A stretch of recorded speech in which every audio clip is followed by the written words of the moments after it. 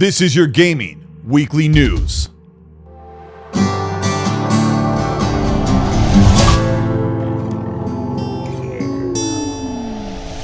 This has been a big week for gaming news, especially with the Game Awards capping off the end of the week. And there were a ton of announcements and big reveals, world premieres, and a shocking truth coming to Xbox fans with The Outer Worlds 2. Outer Worlds 2 was announced back as early as 2020 or 2021 with its own reveal trailer, and now it's ready to come out. The Outer Worlds 2 is coming at the end of 2025 in an absolute jam-packed year full of ton of games. Outer Worlds 2 looks really improved. The graphics and even the tongue-in-cheek narration in the trailer tells us that everything is 2 times better, 2 times bigger, and 2 times more improved, which is really good news for Xbox fans who've been waiting for those big budget games to come to the platform. But then they were slapped with this. The game is coming out on Xbox, PC, Game Pass, and PlayStation 5. I have to wonder what in the world is Xbox thinking, and then I remember, oh yeah, Outer Worlds. That game came out on the PlayStation back in last generation. 2019 was when it released on the PS4 and Xbox One. And at the time, when the game released, Xbox had already attained ownership of the studio, Obsidian Entertainment, but Private Division published it. So here it is, a multiplat. But Xbox has had full power and control over this IP since they bought the game and the studio. And the sequel is coming out to be fully multi-platform day and date, which is a difficult truth for Xbox fans, especially those keen-eyed fans who know that Xbox has always said up until this point that Outer Worlds 2 would be exclusive to the Xbox platform. Now, Game Pass could be the exclusive for fans who really want to know, is Outer Worlds truly going to be an Xbox game? But if you are on the Xbox platform, you'll be able to get this game day and date for pennies on the dollar compared to PlayStation, who will have to pay $70 to play this game. But that's not exactly the healing bandage that those would want who are trying to see Xbox truly compete. The problem with Outer Worlds being a game that has been long anticipated to come to the platform is that Xbox has finally come into their own where they've got all the games ready. The delays can no longer happen. And at the very eve of the release of their big studios, where Xbox has been sitting on the bench for so long, and they're about to finally release this suite of games we waited years for, and they're just going right over to PlayStation and other competing platforms. Now, I can understand why everybody would be upset about this, but this is something they've really been trying to tell us for a long time, especially over the past year. But personally, I think what Xbox needs to do is stop tiptoeing around the truth of how they expect to bring games across multi-platform or either keeping them exclusive for a set time. There's a lot to dig in about their exclusivity red line or case-by-case basis. In fact, Phil Spencer said over a couple of weeks ago that there was no red line, meaning there was no standard of what games or franchises would be safe.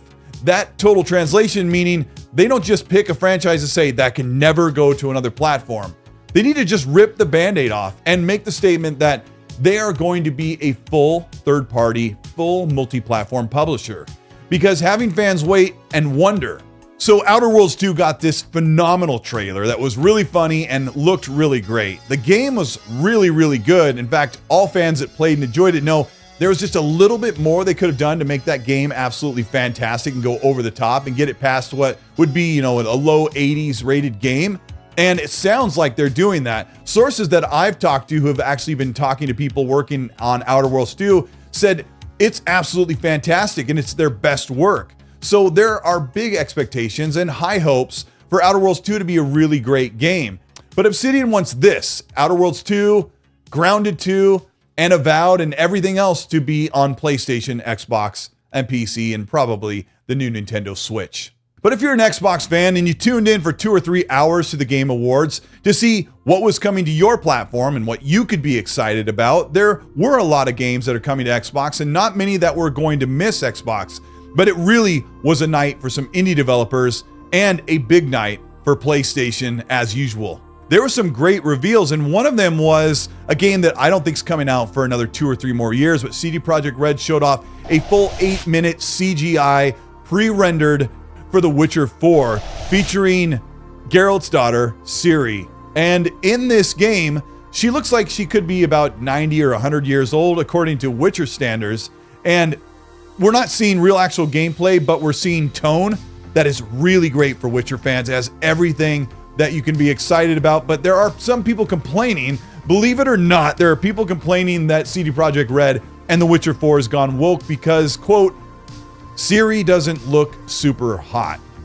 Which I think is pretty funny because Geralt is like 98 years old in The Witcher 3, The Wild Hunt. And it looks like Ciri has been seasoned this far into her life to become a Witcher herself. But it looks fantastic. And if I'm not seeing gameplay or anything actually in-engine, it's hard to get excited. But when I think about The Witcher 3 in 2015, the way it looked so amazing back then, I think in the future, Witcher 4 is going to be absolutely phenomenal. One of the other reveals was Borderlands 4. Randy Pitchford came out. Nobody wanted to hear him talk. Just show us the game.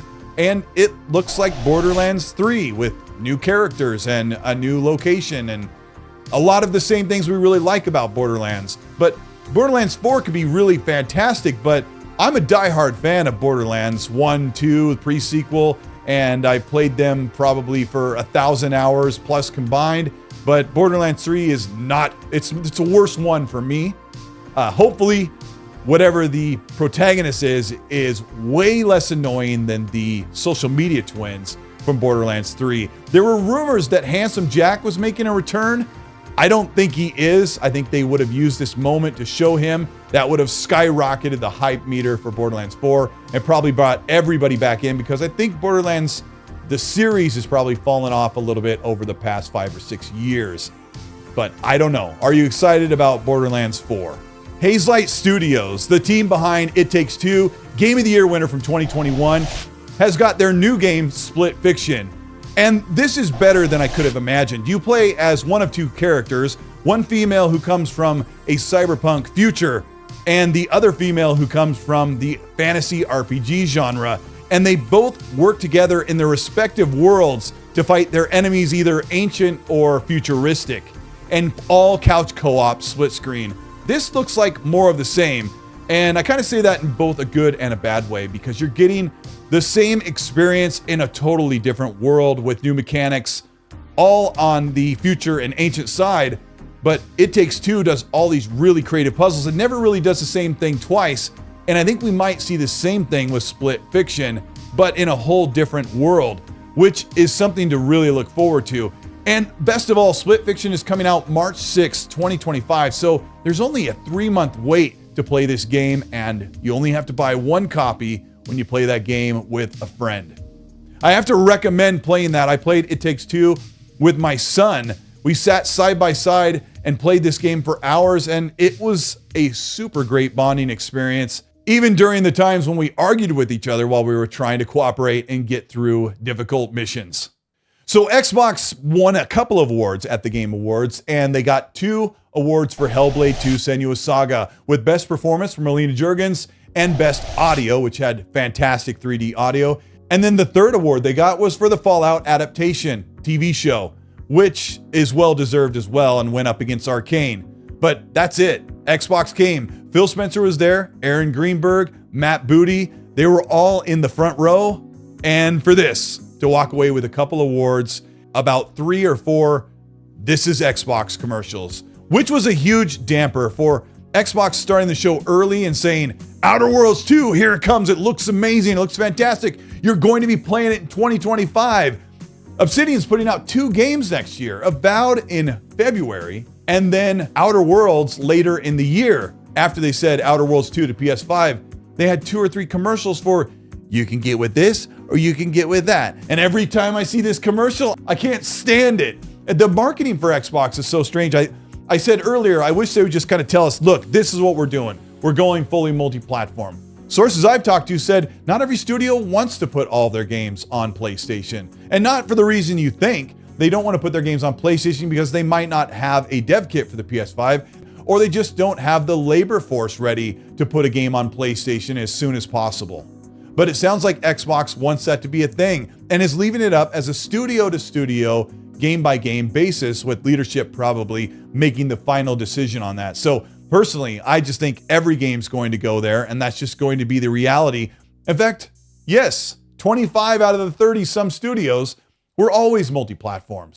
This is Colteastwood, and that's your gaming weekly news. There was a lot of stuff that happened earlier in the week, and some of it started to seem inconsequential as I kind of tallied it up. And sorry for the vacancy of gaming weekly news over the past couple weeks. I got ready for a video a couple weeks ago, and then I got dropped the Avowed preview and then directly into the Indiana Jones review, which took up a full 10 days plus of my time, and it was really great. Thank you everybody for checking out that review and the tips and tricks video. There's a ton of other announcements at the Game Awards I didn't cover here. Most of them will actually be on PlayStation and Xbox and all of that. Not a good night, in my opinion, for Xbox. It just takes a lot of wind out of the sails, especially for fans. And I noticed that the fans are really like livid. They were upset. They were complaining. They were mad at Phil. They were mad at Xbox. And I get it. Cope. That's what we'll do. We'll cope. That'll be fun. If you ended up enjoying this video, let me know by liking and subscribing to the channel. Hit the bell to be notified of new weekly content. If you want to further support the work we do here on the Colteastwood channel to keep the studio lights on and keep everything warm and cozy, you can do that by hitting the join button below. It's over here. And you can join the channel membership. You'll get early access to these videos. Like I did this one last night. Channel members watched it and commented and complained and got angry and vented and everything. So I appreciate all of your support. The Patreons as well. We have tiers there for you. Thank you all so much. Your names are going across the screen, channel members and Patreon veterans on the podcast. XCC Podcast is every Monday, 5 p.m. Pacific, 8 p.m. Eastern. There we'll break down everything about the Game Awards and some of the new things, stuff we're hearing behind the scenes, and what's to come in the near future. It's going to be really fun. I appreciate everybody. Let me know what you think of the Game Awards and the news this week. What was your favorite thing that happened? And I'll see you next week. And as I always say, please be nice.